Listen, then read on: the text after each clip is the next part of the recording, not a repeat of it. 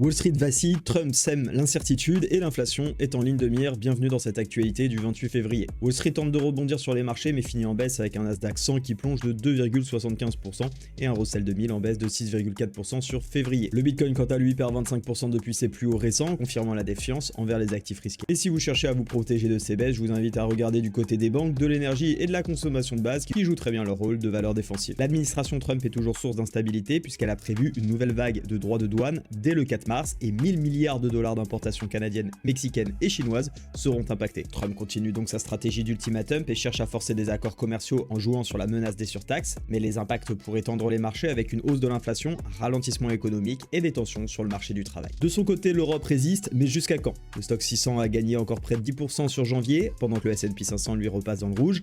Moins exposé directement aux décisions de Trump, l'Europe résiste mieux. Et si l'économie US cale, alors l'impact sera inévitable. Du côté des rencontres diplomatiques, on s'attardera sur la rencontre entre Trump et Keir Starmer, sur une avancée sur les accords commerciaux bilatéraux, mais aucun consensus sur la sécurité en Ukraine n'est prévu. Justement, Zelensky sera attendu à Washington pour une signature probable de l'accord sur les minerais pour maintenir le soutien des États-Unis face à la Russie. Concernant les chiffres à surveiller, l'inflation en France, en Italie et en Allemagne sera publiée, ainsi que les PCE US à 14h30, un indicateur clé pour la Fed qui pourrait influencer les anticipations de baisse des taux. Pour ne rien manquer sur les prochaines actualités des marchés financiers, n'oublie pas de t'abonner.